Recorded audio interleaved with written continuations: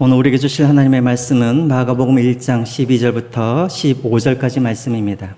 마가복음 1장 12절부터 15절까지 말씀입니다.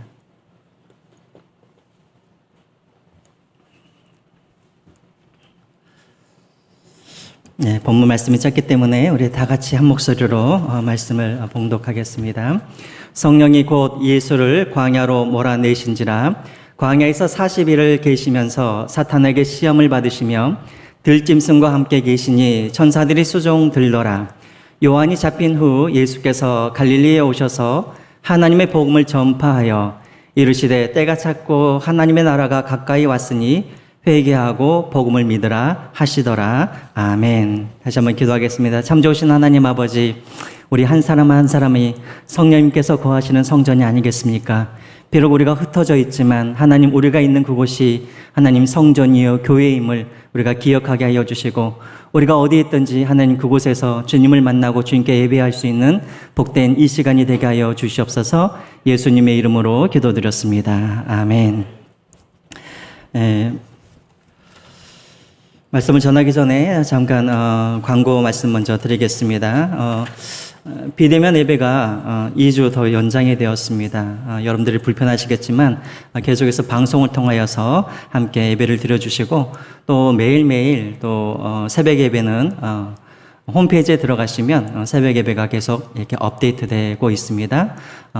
비록 우리가 떨어져 있지만 날마다 기도와 말씀 가운데 우리가 서로 성도 간의 교제가 이루어졌으면 좋겠습니다.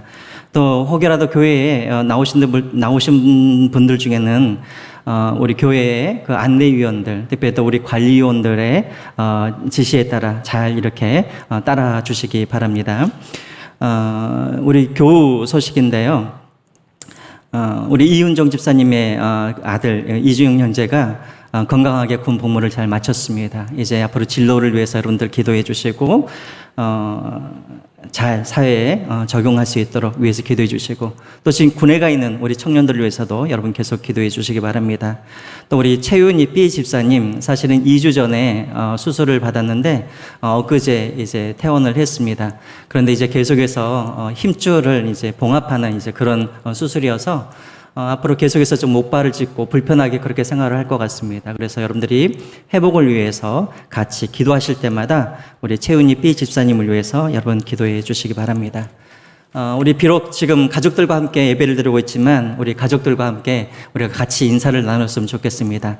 당신과 함께 예배를 드리니 너무나 행복합니다. 같이 한번 인사를 나눠주시기 바랍니다. 당신과 함께 예배를 드리니 너무나 행복합니다. 예. 여러분, 얼마 전에 제가 통계를 봤더니 우리나라에 전 세계적으로 크리스찬 인구가 약 21억 정도 된다고 해요. 그러니까 전체 세계 인구의 33%가 이제 크리스찬이라고 합니다. 근데 사실은 이것은 이제 허수가 많이 들어있죠. 예를 들자면 뭐 이단들도 거기에 다 들어가 있고, 무슨 몰몬경이니 여러 많은 이제 기독교인들이 다 들어가 있지만, 어쨌든 21억의 사람들이 예수 그리스도를 그렇게 믿고 있습니다. 그런데 또 통계를 봤더니 그 중에서도 1년마다 한 해에 17만 명의 그리스도인들이 매일 1년에 그렇게 순교를 당하고 있다고 합니다. 특별히 인도라든가 또 아프리카 지역이라든가 또 무슬림 지역에서 지금도 수많은 사람들이 자신들의 신앙 때문에 예수 그리스도를 믿는다라는 이유 때문에 17만 명의 사람들이 한 해에 그렇게 순교를 당하고 있다고 합니다. 여러분, AD 64년 로마 그리스도인들의 그런 처지가 바로 이와 같았습니다. 2주 전에 제가 네로 황제로 인하여서 핍박받았던 그런 그리스도인들에 대해서 제가 말씀을 드렸지만, 사실은 여러분, 로마 그리스도인들은 대화재 사건 이전에도 이미 로마 그리스도인들은 로마 사람들로부터 미움을 받고 많은 핍박이 사실은 있었습니다. 이유가 두 가지였죠. 첫 번째로는 로마 시민이라면 또 로마 안에 거주하는 사람들은 꼭 해야 할 일이 있었습니다. 그게 무엇이냐면 1년에 한 번씩 로마 황제의 신전에 가서 로마 황제 앞에서 제사를 드리는 그런 일을 해야 했다라는 것이죠. 근데 많은 로마에 살고 있던 그리스도인들은 그것을 거부하게 되어집니다. 또 한 가지 이유는 무엇이었냐면 로마 황제에게만 붙여지는 칭호가 있습니다. 바로 퀴리어스라는 이 칭호인데요. 이 말은 주님이라는 그런 뜻입니다. 자, 그런데 로마 안에 살고 있는 많은 그리스도인들이 오직 황제에게만 붙일 수 있었던 그 키리오스라는 그 용어를 자신들이 믿고 있는 예수에게 그것을 붙여 사용하는 것을 보면서 많은 로마 사람들은 이 그리스도인들에 대해서 불만을 갖고 있었다라는 것이죠. 자, 그런데 언제 이 불만들이 터지게 되어지냐면 2주 전에 말씀드렸던 것처럼 로마 황제가 로마의 대화재 사건을 책임을 누구에게 다 돌립니까? 그리스도인들에게 다 돌림으로 말미암아 그동안 로마 사람들이 갖고 있었던 그런 미움과 그런 불만들이 한꺼번에 폭발하게 되어진 것이죠. 그래서 로마 사람들이 그리스도인들을 막 눈에 불을 켜고 막 잡으러 다니기도 했고, 그래서 그 잡은 사람들을 감옥으로, 또 심지어는 제가 말씀드렸던 것처럼 검투사들이 싸움을 하였던 그런 원형 경기장으로 군진인 사자들이 기다리고 있는 그곳으로 많은 그리스도인들을 그곳에 내던져서 그곳에서 순교하도록 그렇게 만들었습니다. 여러분, 제가 왜 계속해서 이렇게 당시 로마 그리스도인들의 그런 삶들을 제가 계속해서 반복해서 말씀을 드리냐면, 여러분, 우리가 마가복음을 우리가 읽을 때 우리가 마가복음을 더 쉽고 더 깊이 있게 잘 이해하려고 한다면 이때 이 로마 그리스도인들의 그런 상황과 배경을 잘 알고 그것을 그 관점으로 이 마가복음을 읽으면 우리가 쉽게 마가복음을 더 잘 이해할 수 있기 때문에 그렇다라는 것입니다. 자, 그러면 여러분, 오늘 본문은 예수님이 이제 세례를 받으시고 이제 광야에서 마귀에게 시험을 당하는 그런 장면들을 다루고 있습니다. 먼저 여러분 12절을 한번 보겠습니다. 12절 함께 읽겠습니다. 12절입니다. 성령이 곧 예수를 광야로 몰아내신지라. 여러분, 여기 12절에서 우리가 좀 주의 깊게 보아야 할 단어가 있습니다. 그게 뭐냐면 몰아내신다라는 그 단어입니다. 여러분, 여기서 몰아내시다, 이 단어는 헬라어로 에크 발레이라는 이 단어를 사용하고 있는데요.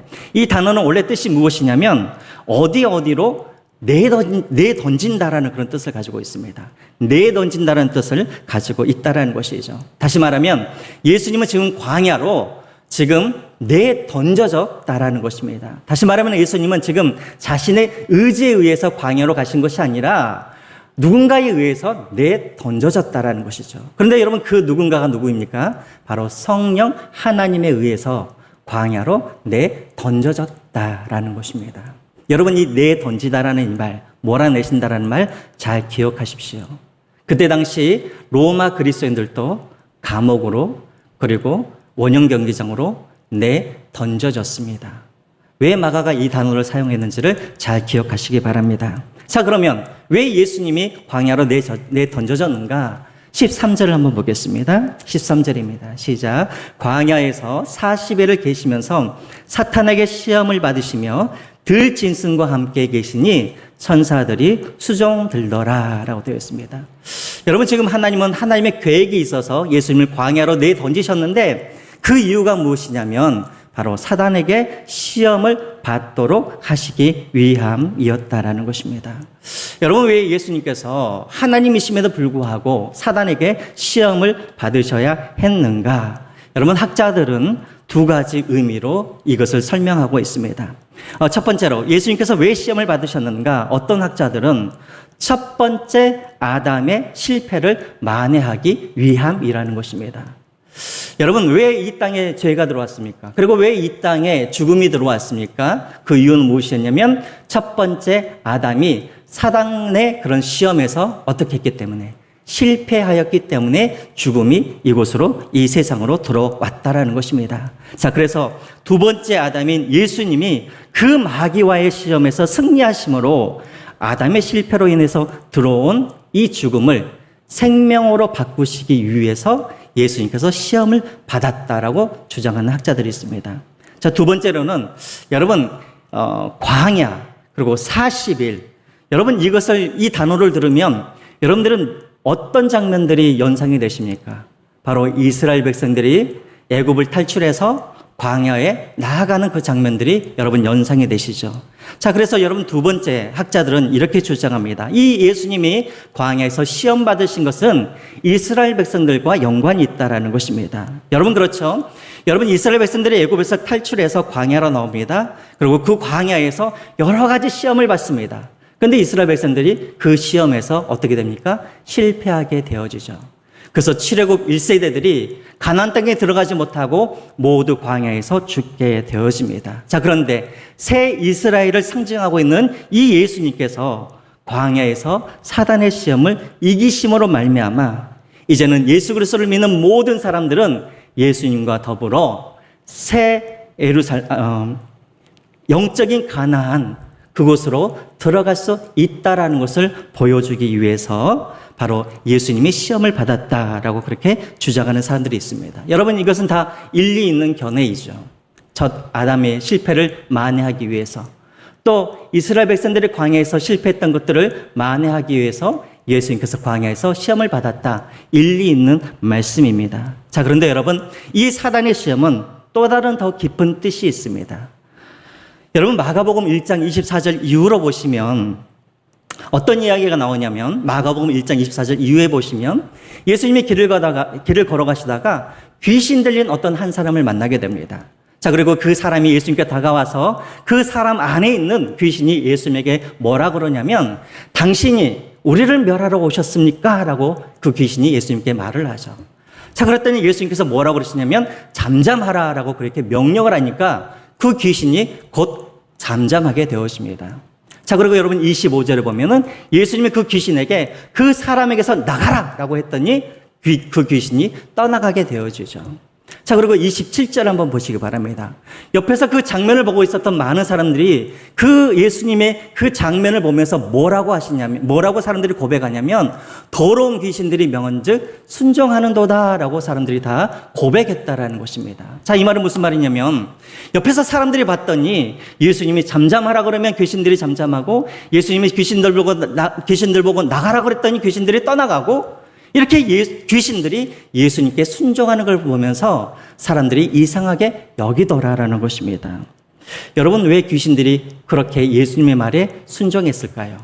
바로 그 이유가 13절에 그 이유가 나와 있다라는 것입니다. 다시 말하면 예수님께서 광야에서 귀신들과 싸워서 승리하셨기 때문에, 다시 말하면 광야에서 사단의 권세를 예수님께서 꺾으셨기 때문에 그 이후로 이 귀신들이 예수님의 말에 순종하게 되었다라는 것입니다.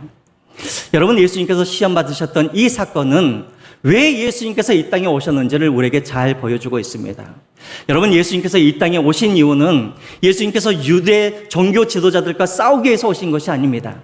또 로마의 정복자들과 싸우기 위해서 온 것이 아닙니다. 또 로마와 함께 예수님께서 싸우기 위해서 이 땅에 오신 것이 아니라, 예수님께서 이 땅에 오신 이유는 무엇이냐면 바로 마귀와 싸우시고 마귀를 정복하기 위해서 예수님께서 이 땅에 오셨음을 오늘 이 시험을 통해서 말씀하고 있다는 것이죠.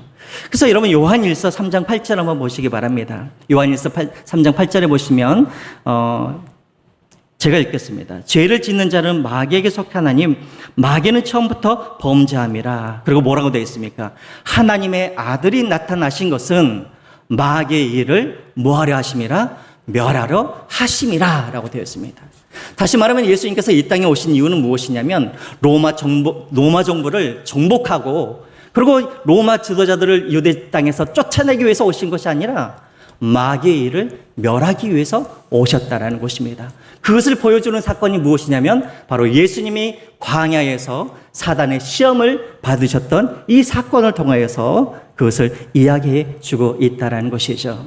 자, 그러면 우리가 다시 한번 우리가 좀 더 자세히 이 예수님께서 시험 받으셨던 이 사건이 우리에게 어떤 의미가 있는지를 우리가 세 가지로 한번 알아보았으면 좋겠습니다. 첫 번째로는 우리 모든 그리스도인들에게는 이와 같은 시험이 있음을 보여주기 위해서 예수님께서 시험을 당하셨다라는 것입니다.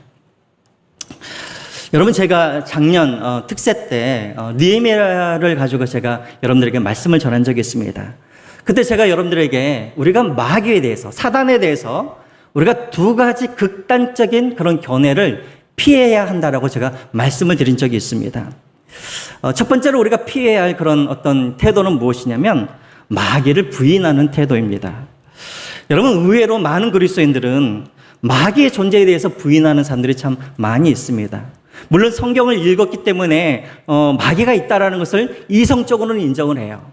하지만 삶 속에서는 마귀의 존재를 인정하지 않는 사람들이 너무나 많다라는 것입니다.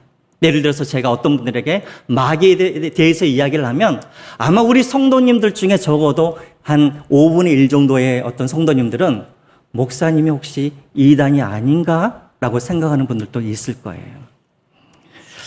또 어떤 분들은 제가 마귀 이야기를 하면 어떤 분들은 혹시 목사님이 잘못된 그런 신학을 갖고 계시진 않은지, 또 우리 목사님 혹시 광신도는 아닌지 이렇게 이야기하는 사람들도 있다라는 것이죠.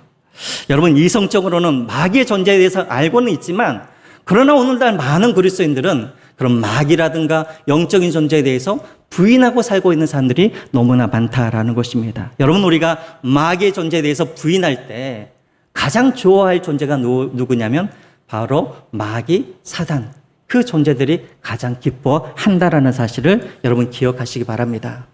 여러분, 두 번째로 우리가 피해야 할 또 태도가 있는데 너무나 우리가 마귀의, 사단에 우리가 몰두하는 것도 우리가 피해야 합니다. 예를 들면 어떤 사람들은 감기에 걸려도 그것이 마귀의 역사라고 이야기하고, 또 길을 가다가 넘어져도 마귀의 역사라고 이야기하는 분들이 있습니다.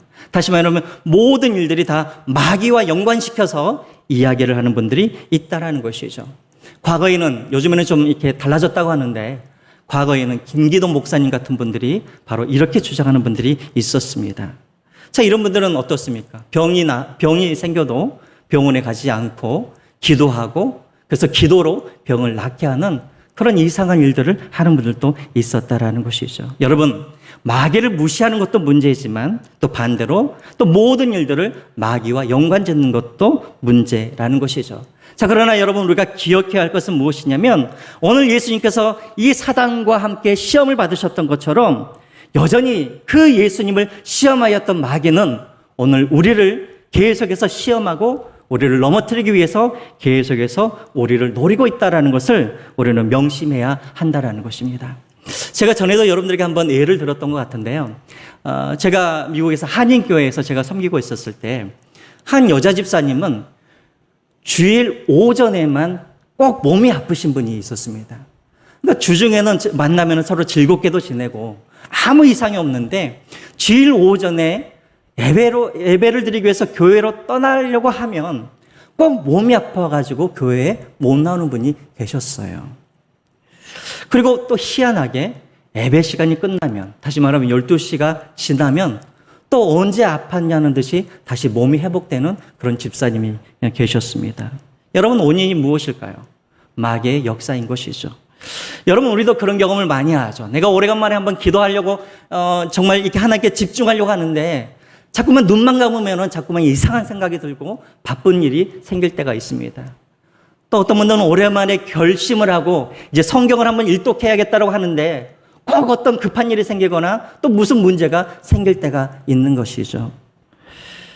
또 어떤 분들은 오래간만에 마음을 먹고 교회에 나왔는데 또 어떤 분들의 그런 기분 나쁜 말로 인하여서 상처를 입고 또 그 이후에 교회를 못 나오는 분들이 있죠. 여러분, 우리가 겉으로 보기에는 그것이 우연처럼 보여지지만 여러분, 그것은 우연이 아니라 마귀의 역사일 수도 있다는 것을 우리가 기억해야 한다는 것입니다. 여러분, 베드로전서 5장 8절과 9절에 예수님께서 베드로가 말을 하고 있죠. 보겠습니다. 근신하라, 깨어라. 너희 대적 마귀가 우는 사자와 같이 두루다니며 삼킬 자를 찾나니 너희는 믿음을 굳게 하여 저를 대적하라. 이는 세상에 있는 너희 형제들도 동일한 고난을 당하는 줄을 알미니라 라고 되어 있습니다. 여러분, 하나님이 예수님께 시험을 받게 하시는 이유 중에 하나는 무엇이냐면 예수님을 따르는 우리 모두에게도 예수님과 같은 그런 시험이 있다라는 것을 보여주기 위함이라는 것입니다. 여러분, 예수님을 믿으면 우리에게는 좋은 일만 생기는 것이 아니라 우리에게는 계속해서 사단의 시험도 있고 예수님께서 다시 이 땅에 오시는 그날까지 우리에게는 계속해서 핍박과 환난과 고난이 있음을 우리가 기억해야 한다라는 것입니다. 여러분, 왜 마가가 바로 오늘 이 본문에 이 말씀을 그가 기록하였을까요? 여러분, 로마 그리스도인들이 어떤 사람들입니까? 이들은 이방인들입니다. 이들은 구약에 대해서도 잘 모르고 이들은 예수님을 한 번도 본 적이 없는 사람들입니다. 이제 막 예수님을 믿었던 사람들이죠. 자, 그런데 그들에게 무엇이 찾아옵니까? 바로 고난과 핍박이 찾아오죠. 여러분, 당시 로마 그리스도인들의 마음속에 어떤 마음들이 있었겠습니까? 정말 하나님께서 살아계시는가? 정말 예수님이 살아계신다 그런다면 어떻게 우리에게 핍박과 환난이 이렇게 끊임없이 일어날 수 있는가? 여러분, 마가가 오늘 예수님의 시험에 대해서 이야기하는 이유가 무엇이냐면 우리 그리스도인들에게 이 고난은 필연적으로 있다라는 것을 보여주고 있다라는 것이죠.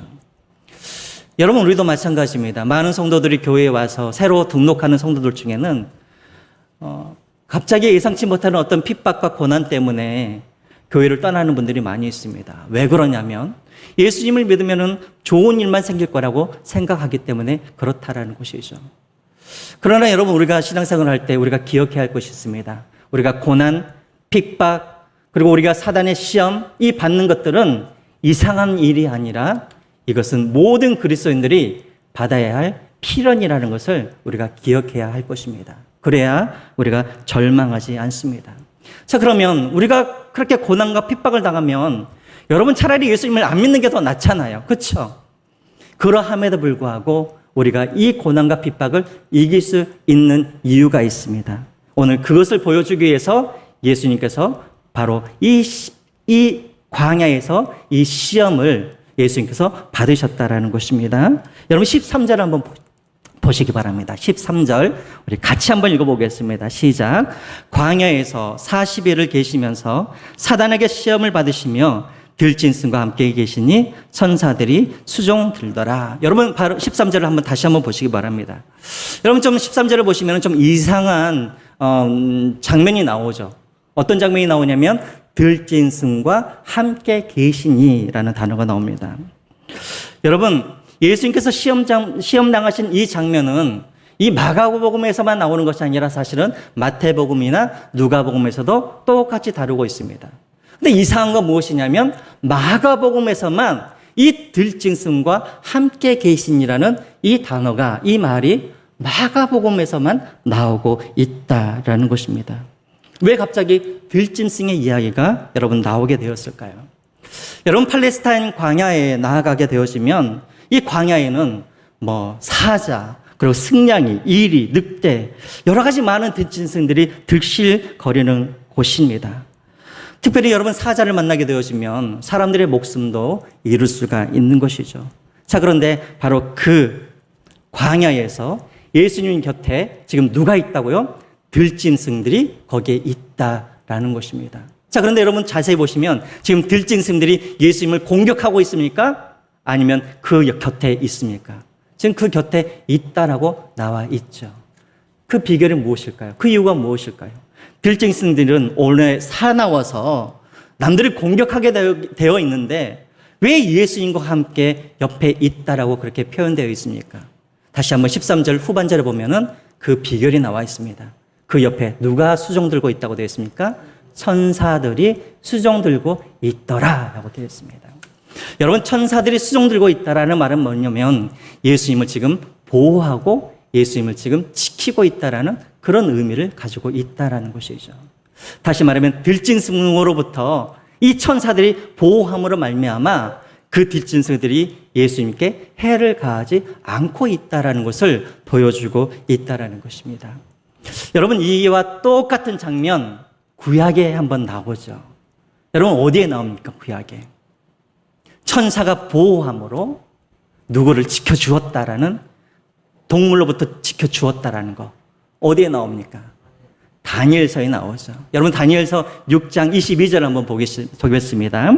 나의 하나님이 이미 그의 천사를 보내어 사자들의 입을 봉하셨으므로 사자들이 나를 상해하지 못하셨으므로 라고 되어 있습니다. 여러분, 배경을 잘 알고 계시죠? 다니엘이 다리오의 명령을 어기고 예루살렘을 향하여서 기도를 하다가 그리고 붙잡혀서 사자의 구울에 던져지게 되어집니다. 자, 그런데 하나님께서 천사를 보내주셔서 천사의 입을 봉함으로 말미암아 하나님이 바로 이 다니엘을 하나님이 보호하셨다라는 것입니다. 자, 그런데 똑같은 장면이 바로 마가복음 1장 13절에 나와 있다라는 것이죠. 하나님이 예수님을 비록 광야로 보내시긴 하셨지만, 그리고 사단으로부터 시험을 받게 하셨지만, 그러나 하나님이 천사를 보내주셔서 우리 예수님을 보호해 주셨다라는 것을 보여주고 있습니다. 자, 그런데 여러분, 한 가지 수수께끼가 남아있죠. 왜 마태복음이나 누가복음에는 동일한 그런 사건들을 기록하고 있는데 왜 마가복음에서만 이 들짐승이라는 이 이야기가 나와 있냐는 거예요. 왜 그럴까요? 제가 아까 이야기를 들었죠. 우리가 마가복음을 읽을 때는 항상 어떤 것을 생각해라? 당시 로마 그리스도인들이 어떤 처지에 당해 있는지를 생각하라고 제가 말씀을 드렸습니다. 아까 제가 12절에 예수님께서 내몰리셨다, 내던져졌다라고 하는 이 말씀 속에는 어떤 의미도 담겨져 있냐면 바로 로마 그리스도인들이 예수님 때문에 그 신앙 때문에 잡혀서 감옥으로 그리고 경기장으로 굶주린 사자가 있는 경기장으로 내던져졌다라는 그런 의미도 담겨져 있다고 여러분 말씀을 드렸습니다. 여러분 어떤 문건에 보면은요, 이 그리스도인들이 굶주리고 있는 이 사자들이 있는 그 로마 경기장으로 이들이 내던져졌을 때 그냥 내던져진 것이 아니라 로마인들이 그들의 위에 양의 가죽이라든가 아니면 염소의 가죽을 입혀서 그리고 그것을 벗을 수 없도록 이 바늘과 실로 이렇게 꼬매었다고 합니다. 여러분 왜 이 그리스도인들에게 양의 가죽이나 염소의 가죽을 입혀서 이 경기장에 그렇게 내몰렸을까요? 바로 굶주린 사자들이 더 비참하게 그들을 찢어서 죽이도록 하기 위해서 그렇게 했다라는 것입니다. 여러분 한번 상상을 해보십시오. 내가 지금 로마 그리스도인이라고 여러분들이 한번 상상을 해보십시오. 언제 잡힐지 모르는 그런 두려움 속에서, 그리고 지금 내 형제 자매들은 지금 로마 경기장에서 굶주린 사자의 밥이 되어 죽어가고 있습니다. 여러분 그 사자가 누구입니까? 바로 들짐승이죠. 자, 그런데 오늘 그 두려움 속에 있는 그 그리스도인들이 마가복음 1장 13절을 읽으면서 예수님이 들짐승과 함께 계시니 천사가 수종 들더라 라는 이 구절을 읽으면서 여러분 그들은 얼마나 위로를 받았겠습니까? 들짐승으로부터 천사가 보호해 줬던 것처럼 하나님이 들짐승인 이 사자로부터 우리를 보호해 줄 것이다라는 그들은 그런 확신을 이 본문을 통하여서 그들은 가질 수가 있었다라는 것입니다. 비록 그 천사가 나의 죽음을 막아주지 못할지라도 이들은 확신하였던 것은 이 천사가 나의 영혼을 이끌어 하나님 앞으로 인도해 줄 것을 그들은 믿고 그 고난을 그들은 이겨내었다라는 것입니다. 여러분 그래서 마가복음은 특별히 마가가 의도적으로 이 들짐승의 이야기를 넣은 이유는 무엇이냐면 당시 사자의 밥이 되어서 죽어가고 있는 이 그리스도인들을 위로하기 위해서 바로 이 구절을 넣었다라는 것입니다. 여러분 기억하십시오. 우리는 예수님께 나아가기, 예수님을 다시 만나는 그날까지 우리는 끊임없이 사단의 유혹을 받고 우리는 끊임없이 핍박과 고난을 받게 될 것입니다. 그러나 우리가 낙심하지 말 것은 하나님은 우리를 홀로 그 싸움을 싸우도록 내버려 두지 않는다라는 것입니다. 하나님은 이미 승리하신 우리 예수 그리스도와 함께 우리가 하셨음을 말씀하고 계시고, 그리고 지금도 천군 천사를 우리에게 보내주셔서 우리를 둘러 우리를 보호하고 있다는 것을 우리가 기억하셨으면 좋겠습니다. 그래서 여러분 요한복음 16장 33절 한번 보시기 바랍니다. 같이 한번 읽겠습니다. 시작. 이것을 너희에게 이르는 것은 너희로 내 안에서 평안을 누리게 하려 함이라. 세상에서는 너희가 환난을 당하나 담대하라. 내가 세상을 이기었노라. 또 여러분 히브리서 1장 14절 말씀을 한번 보겠습니다. 같이 한번 읽을까요? 시작. 모든 천사들은 섬기는 영으로서 구원받은 상속자들을 위하여 섬기라고 보내심이 아니냐라고 되어 있습니다. 여러분 우리가 두려워하지 말아야 할 이유가 있습니다. 첫 번째로는 이미 이 사단과의 싸움에서 승리하신 예수님이 우리 안에 계신다라는 것입니다. 자, 두 번째로 우리가 두려워하지 말아야 할 것은 무엇이냐면 하나님은 우리에게 천군 천사를 보내주셔서 비록 우리 눈에는 그 천군 천사가 보이지는 않지만 우리가 고난당할 때 우리가 해를 당하지 않도록 천군 천사가 우리를 보호하고 있다라는 사실입니다. 그러므로 여러분 지금 여러분들이 어떤 상황과 환경에 있을지라도 내가 이 시험 때문에 절대 나는 넘어지거나 절망하거나 나는 실패하지 않을 것을 여러분들이 기억하시고 기도하심으로, 말씀으로 예수님과 동행하시고, 비록 보이지 않지만 여러분들이 둘러쳐져 있는, 주위에 둘러쳐져 있는 그런 천군 천사를 여러분들이 바라보시면서 날마다 승리하시는 여러분들이 되시기를 주님의 이름으로 부탁드립니다. 자, 마지막으로 이 세 번째 예수님의 시험은 또 우리에게 무엇을 보여주는가? 하나님의 나라가 이 땅에 임하였다라는 것을 보여주고 있습니다. 여러분 14절과 15절 말씀 또 읽겠습니다. 요한이 잡힌 후 예수께서 갈릴리에 오셔서 하나님의 복음을 전파하여 이르시되 때가 찼고 하나님의 나라가 가까이 왔으니 회개하고 복음을 믿으라 하시더라라고 되어 있습니다.